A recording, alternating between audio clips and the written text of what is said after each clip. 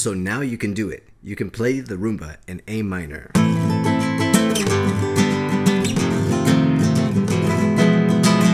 And now that you know how to do a full bar chord, you know also how to move it up one register, in which case you could play the rumba in B minor.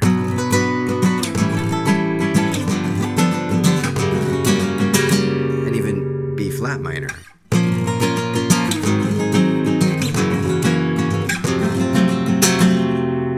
And because you know how to do bar chords up and down the neck, you could do A flat minor, right? Oh, wait. We ran out of frets. But don't worry. In this tutorial, I'll show you how to get out of this conundrum. But before we get started, I need you to do me a favor and take your finger and drag it over to the subscribe button. And when you do that, you'll get notified every time I make a new video lesson. And just one more favor, I need you to take the other finger and drag it on over to the like button and like it, just to help this channel grow. And a quick special thanks to our growing number of Patreon supporters who have been sending out your generous thank you DMs over the last lesson with Entre los Aguas. And if you're not a Patreon supporter and you'd like to become one and you want to get what they're getting, tabs, backing tracks, sound slice, and more, then go ahead and head on over to flamencoguitarclub.com or click the link in the description. So, without waiting any further, let's get started. Vámonos. So you've finally encountered this problem that you have of running out of frets. Let's say that somebody that you're playing with or accompanying, they're playing in A flat minor.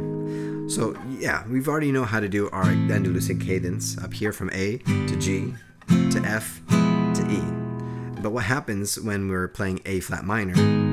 Okay, we A flat, G flat, and then what's next? There's nothing left. Well, that would be E. Okay, so we got E. Then how do we get to E flat? So I'm going to show you that chord.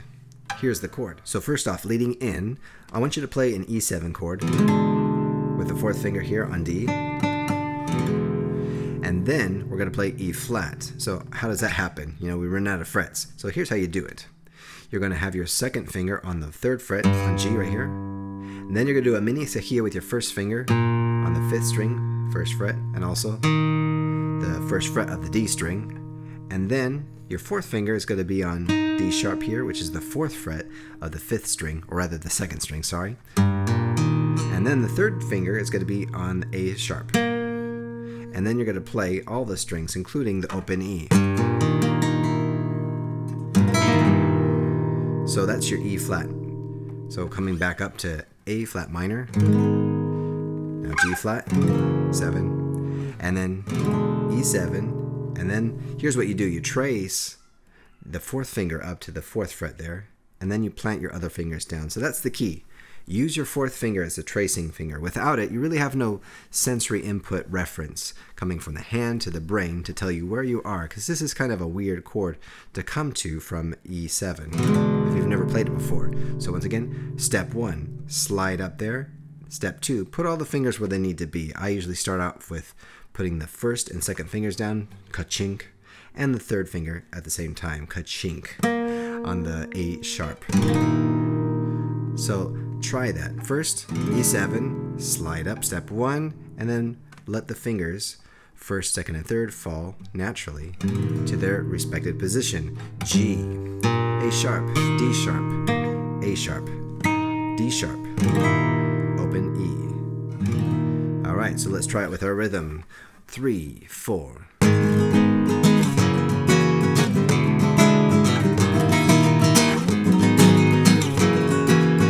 Nice, huh? Next, what happens if you're playing in G and we want to do the Andalusian cadence? Well, now we've definitely run out of frets, but don't fret, because I'm going to show you how to get out of this problem. So first, you start with your G, okay? Naturally, the next one's going to be F. So then, how do we get to the next whole step? So if the chord that we're playing is F major, and we want to play a whole step down, what is that note? You guessed right, it's going to be E flat.